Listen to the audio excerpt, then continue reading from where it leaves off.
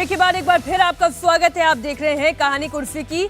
अब बात करेंगे बीजेपी के लोकसभा चुनावों के लिहाज से उम्मीदवारों की दूसरी लिस्ट की, जो आज कभी भी आ सकती है। बीजेपी केंद्रीय चुनाव समिति की बैठक हो चुकी है। इसमें बिहार, महाराष्ट्र, तेलंगाना, मध्य प्रदेश, गुजरात, कर्नाटक और हिमाचल की सीटों पर अंतिम मुहर लग चुकी है। अब सभी को इंतजार है लिस्ट के बाहर आने का, और सूत्रों की माने तो बीजेपी अपनी पहली लिस्ट की तरह दूसरी लिस्ट में भी चौंकाने वाले नाम दे सकती है। बीजेपी की दूसरी लिस्ट में सबसे दिलचस्प तस्वीर बिहार की दिख सकती है। बिहार में बीजेपी 40 में से 17 सीटों पर चुनाव लड़ने की तैयारी कर रही है, और सूत्रों की माने तो पार्टी इस बार गिरिराज सिंह, नित्यानंद राय, राधा मोहन सिंह, राजीव प्रताप रूडी, आरके सिंह, रामकृपाल यादव, यानी कि वो तमाम चेहरे जो कि ट्राइड हैं, टेस्टेड हैं, संजय जायसवाल का भी नाम इसमें आप शामिल कर लें, उन्हें वो मैदान में उतार सकती हैं। वहीं रविशंकर प्रसाद पर अभी पार्टी ने कोई फैसला नहीं लिया है, जबकि शिवहर से सांसद रमा देवी का टिकट कट सकता है। हम इंडिया अलायंस के आगे बात करेंगे, लेकिन पहले बीजेपी की लिस्ट की हम बात कर लें, क्योंकि कांग्रेस भी जो अपने अलायंस के साथ सीट शेयरिंग का फॉर्मूला निकाल रही है, उसमें मुस्लिम सीटों को लेकर सबसे ज्यादा पेच है।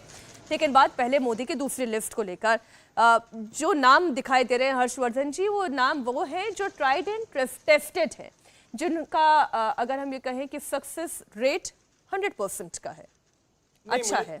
मुझे लगता है कि भारतीय जनता पार्टी ने, अगर हम जिसको कहें कि 195 की पूरी सूची देखें, तो बहुत ज्यादा कोई मुझे जिसको कहते हैं कि बहुत चौंकाने वाला प्रयोग नहीं दिखता है। हालांकि जैसे उत्तर प्रदेश में ही जो 51 के अलावा जो बचे हुए हैं, तो 23-24 जो भी इनके हिस्से में आएगी सहयोगियों को देने के बाद, तो वहां सारी बदल जाएगी, जो कहा जा रहा है कि दूसरी या तीसरी सूची में जो पूरा होगा।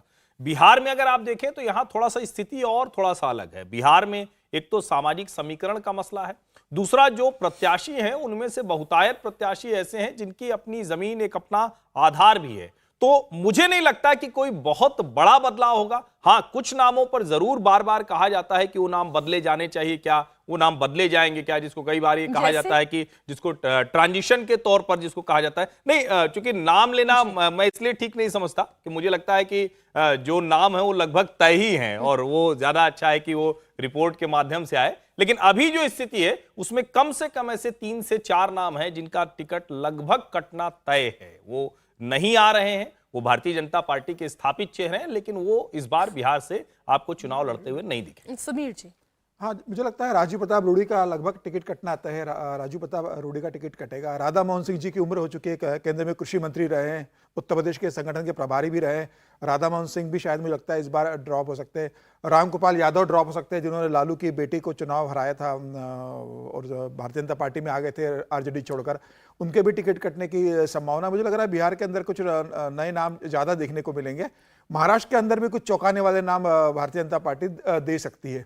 आपने महाराष्ट्र की बात की, वो चौंकाने वाले नाम एक खाका तो कम से कम रखिए दर्शकों के सामने। देखिए, दर्शक सोच रहे होंगे कि नागपुर का नाम चौंकाने वाला हो सकता है, तो नागपुर पे कोई विचार नहीं है। नागपुर पे नितिन गडकरी भारतीय जनता पार्टी से चुनाव लड़ेंगे, जो लगातार चर्चा चल रही थी। चौंकाने वाला है कि नागपुर के नाम को कहा जा रहा है कि नहीं ये चौंकाने वाला नहीं, यही चौंकाने वाला। तो नितिन गडकरी नागपुर से जरूर चुनाव लड़ेंगे। हाँ, कुछ ऐसी सीटें हो सकती है कि जो संगठन के अंदर मतलब अदला बदली हो सकती है, कि अब जिस हिसाब से चुनाव महाराष्ट्र के अंदर होने वाले, जो पहली बार होने वाले हैं, कि जब हमेशा भारतीय जनता पार्टी और उद्धव ठाकरे की जब शिवसेना हुआ करती थी, तब मिलकर चुनाव लंबे समय तक लड़ते रहे। अब ऐसी स्थिति हो गई है कि अब भारतीय जनता पार्टी के साथ एकनाथ शिंदे की शिवसेना है, अजित पवार आ चुके हैं, तो सीटों का डिस्ट्रीब्यूशन अलग होगा। तो मैं आपको नहीं, देखिए, मैं महाराष्ट्र से फिर बिहार लेकर आती हूँ। चर्चा हमने बिहार से शुरू की थी।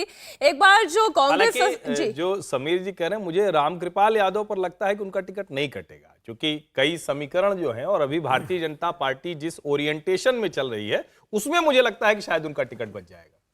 कांग्रेस ने आरजेडी को 15 लोकसभा सीटों की एक लिस्ट दी है। कांग्रेस ने आरजेडी से इन 15 सीटों पर लड़ने के लिए ये कहा है कि ये 15 सीटों पर वो लड़ना चाहती है। 15 सीटें अगर कांग्रेस मांग रही है, तो आप ये मानकर चलिए ये वो सीटें होंगी जहां पर मुस्लिम डोमिनेंस होगा। अगले 2 से 3 दिन में आरजेडी और कांग्रेस की एक बार फिर मीटिंग होगी। इसमें हर सीट पर चर्चा की जाएगी। पिछली बार कांग्रेस को अलायंस में 9 सीट लड़ने के लिए दी गई थी। इसमें से कांग्रेस ने एक किशनगंज की सीट जीती थी और आरएलटी लोकसभा चुनाव में अपना खाता नहीं खोल पाई थी। वहीं दिलचस्प यह है कि ओवैसी ने भी बिहार की 11 सीटों पर चुनाव लड़ने का फैसला किया है। वो भी अपना दायरा बढ़ा रहे हैं। ये ज्यादातर वो सीटें हैं जिन पर कांग्रेस तैयारी कर रही है। इन सीटों की एक लिस्ट भी है अश्विनी जी, फिर इस पर आप अपना कमेंट जरूर दीजिएगा। इसमें सासाराम, पूर्णिया, खगड़िया, नवादा, औरंगाबाद, कटिहार, समस्तीपुर, किशनगंज, मोतिहारी, पश्चिमी चंपारण, पटना साहिब, मुजफ्फरपुर, बक्सर, मधुबनी, बेगूसराय, मतलब वो सीट है ज्यादातर जहां पर मुस्लिम बहुल। 9 सीट तो कम से कम ऐसी हैं, इनमें स्पष्ट दिखाई दे रही हैं।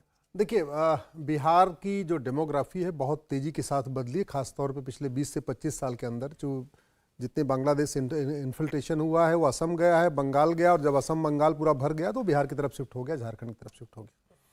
लेकिन इस इलेक्शन में आप देखिए, एक तरफ बीजेपी है जिसको पिछली बार नारा था अब की बार 300 पार, और अब की बार उन्होंने 350 पार नहीं कहा, सीधे सीधे कह दिया अब की बार 400 पार। दूसरी तरफ इंडिया अलायंस है, वो कह रहा है हम भी जीतेंगे, हम भी जीतेंगे। तो इंडिया अलायंस सत्ता पाने के लिए लड़ नहीं रहा है। इंडिया अलायंस ये चाह रहा है कि उसको जितनी पिछली बार जितना मिला उतना हम उसको बरकरार रह जाए। दूसरी तरफ बीजेपी का 100 प्लस का टारगेट है, 300 पार से सीधे 400 पार। ये इलेक्शन बहुत दिलचस्प है, और मुझे लगता है कि जिस तरीके का भी पैटर्न आ भी रहे हैं और सीटें निकल के भी आ रही, चाहे वो बीजेपी ने बिहार में डिक्लेयर किया या यूपी में डिक्लेयर किया या अन्य राज्यों में डिक्लेयर किया, अभी हरियाणा में जिस तरीके का घटनाक्रम बढ़ा है, ये पूरी तरीके से प्लान्ड वे में। इसलिए तो असदुद्दीन ओवैसी वहां पर स्कोप देख रहे हैं। 11 सीटों के लिए असदुद्दीन ओवैसी ने प्रस्ताव भेजा है। इसमें वही सीटें हैं किशनगंज, कटिहार, अररिया, पूर्णिया, काराकट, उजियारपुर, दरभंगा, मुजफ्फरपुर, गया, बक्सर और भागलपुर। यहाँ पर ओवैसी भी अपना स्कोप देख रहे ओवैसी हैं। के जो वोटर हैं वो ओवैसी को छोड़ के कहीं नहीं जाएंगे, और ये पिछली बार विधानसभा में हम सब लोगों ने देख लिया। भाई बिहार में चाहे वो मुस्लिम जहां पर कांग्रेस पार्टी मजबूती से लड़ रही है और अलायंस में आरजेडी भी उनके साथ है, जो हिंदुओं को गाली देने वालों के सपोर्ट में खड़ी हुई है, तो वहां पर भी ओवैसी अच्छा प्रदर्शन कर पाएंगे।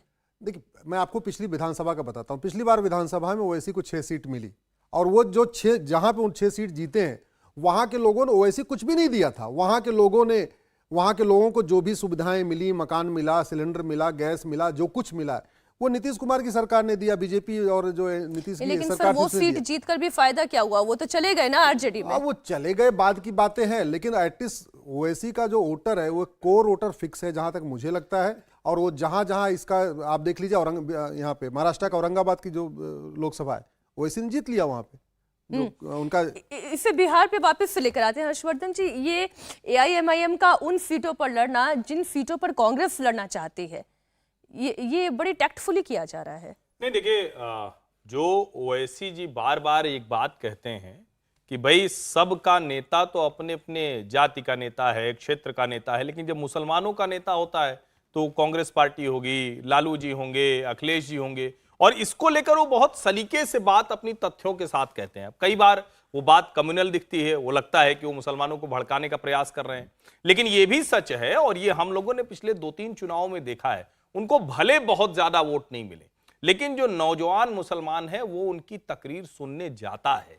अब अभी इतना ज्यादा उनकी तरफ नहीं जा रहा है। अब सबसे बड़ा सवाल यह है कि क्या जो 2024 का चुनाव हो रहा है, जिसमें कहा जा रहा है कि मुस्लिम वोटर इस बार कोई गलती नहीं करने वाला है, यानी इस बार वो बंटेगा नहीं, इस बार वो किसी के साथ जाएगा नहीं। जैसे उत्तर प्रदेश में कहा जा रहा है कि मायावती कुछ भी कोशिश कर लें लेकिन उनको इस बार मुसलमान वोट नहीं देगा, तो क्या बिहार, उत्तर प्रदेश और ऐसी जगहों पर जहां जिसको हम कहते हैं कि बहुत कांटे का मुकाबला हो जाए और उसमें 10-20 हजार 50 हजार वोट इधर उधर होने से हो जाए, क्या लोकसभा सीटों पर वहां काम करेंगे? क्या बिहार में सीमांचल की सीटों पर, विशेष करके जहां असदुद्दीन ओवैसी का प्रभाव बताया जाता है, और अगर चुनाव के लिहाज से कहें तो 40 में 39 बीजेपी जीत गई थी, एक किशनगंज बची हुई थी, क्या वहां पर असदुद्दीन ओवैसी इतना प्रभाव डालेंगे, इतने वोट्स काट लेंगे कि भारतीय जनता पार्टी को लाभ होगा? इसका जवाब मिलना एक जिसको कहें कि बाकी है, लेकिन इतना अवश्य दिखता है कि ओवैसी का प्रभाव है, देश का मुसलमान विशेष करके जो नौजवान है वो उनकी बात सुनता नजर आता है। लेकिन मुश्किल जो है एक बीजेपी के लिए यह है कि उसने अलायंस तो कर लिया सुमीर जी, और इस अलायंस में चिराग पासवान और अपने चाचा पशुपति पारस के बीच में कोई सामंजस्य बैठ नहीं पा रहा है। अब चिराग पासवान कह रहे हैं हमें 6 सीट चाहिए, पशुपति पारस के साथ वो कोई सीट शेयरिंग करना नहीं चाहते। इसे रिजॉल्व करने में बीजेपी की एक बड़ी भूमिका है, बिग ब्रदर की भूमिका में है इस वक्त वो बिहार में। बिल्कुल निश्चित रूप से। और आप देखिए भारतीय जनता पार्टी का राष्ट्रीय महासचिव और बिहार के जो प्रभारी विनोद तावड़े कल पटना में उन्होंने पशुपतिनाथ के साथ बैठक की है और उन्हें बहुत स्पष्ट कहा है कि भारतीय जनता पार्टी अफोर्ड नहीं कर सकती कि चाचा भतीजा लड़ाई करे और उसका नुकसान एनडीए को उठाना पड़े। आप बैठकर तय कीजिए चिराग पासवान के साथ कि 6 सीटों के बीच आपका गठबंधन कैसे होगा, और भारतीय जनता पार्टी आपको इस बार 6 सीट देने की स्थिति के अंदर नहीं है, आपको सीटों पर कॉम्प्रोमाइज करना पड़ेगा। मुझे लग रहा है कि इस बार उनको 4 सीटें दी जाएगी। खगड़िया सीट उनसे एक विड्रॉ हो सकती है। वैशाली सीट पर भारतीय जनता पार्टी दावा कर रही है, जहां से वीणा देवी अभी सांसद है। लेकिन पेच तो हाजीपुर को लेकर भी फंसा हुआ है। हाजीपुर जमुई को लेकर सीट का झगड़ा चल रहा है कि हाजीपुर से चिराग पासवान कह रहे कि मैं चुनाव लड़ूंगा और जमुई से वो ऑलरेडी सांसद है, जबकि उनके चाचा कह रहे हैं कि मैं जो केंद्र में मंत्री भी है कि मैं हाजीपुर से चुनाव लड़ूंगा। वो एक अलग इश्यू है, उसके तो समस्या बहुत बड़ी नहीं है। लेकिन सीटों का जो डिस्ट्रीब्यूशन है तो इस बार यह तय है कि एलजेपी को जो 2019 में 6 सीटें मिली थी उसमें से 2 सीटें भारतीय जनता पार्टी लेना चाहती है। और वैशाली के बारे में बहुत स्पष्ट कहा भारतीय जनता पार्टी ने कि वह सीट भारतीय जनता पार्टी के पास आएगी, क्योंकि 2014 में भारतीय जनता पार्टी का वहां से सांसद चुना गया था। तो मुझे लग रहा है कि भारतीय जनता पार्टी उनका झगड़ा निपटाने में लगी हुई है। इसके अलावा एक सीमांचल की बात का मैं जिक्र करना चाहता हूं कि बेसिकली सीमांचल जो एरिया वहां से 4 लोकसभा सीटें आती है और चारों मुस्लिम बहुल्य सीटें, उसी में से एक जो भारतीय कांग्रेस हमेशा जीतती रही है किशनगंज, वो वहीं से आती है। तो मुझे लग रहा है ओबीसी का भी जो वोट बैंक है वो उन्हीं 4 सीटें के आसपास है, जिसमें किशनगंज आती है, अरेरिया आती है, सीट वहां पर आती है।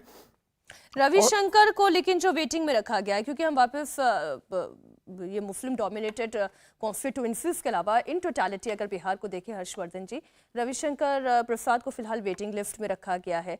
अभी हमने राजीव प्रताप रूडी की बात की, आपने राम कृपाल की बात की। उन्होंने ये वो चेहरे हैं जो राबड़ी मीसा भारती यानी यादव परिवार को पहले धूल चटा चुके हैं। उनका टिकट मिलना और रविशंकर प्रसाद को वेटिंग में रखना, या रमा देवी देखिए एक और नाम सामने है जिन पर सस्पेंस है, ये क्यों? नहीं, मुझे लगता है कि वेटिंग में भले हो लेकिन रविशंकर प्रसाद जी को टिकट मिलेगा, ऐसा मुझे लगता है।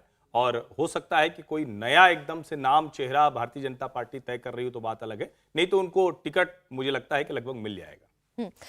आज चर्चा हमने की कहानी कुर्सी की में बिहार में कोई बड़ा ट्विस्ट क्या आ सकता है, इसके लिए अभी हमें थोड़ा और इंतजार करना पड़ेगा, क्योंकि आज किसी भी वक्त बीजेपी की लिस्ट सामने आ सकती है। बहुत बहुत शुक्रिया कहानी कुर्सी की में शामिल होने के लिए आप तीनों मेहमानों का।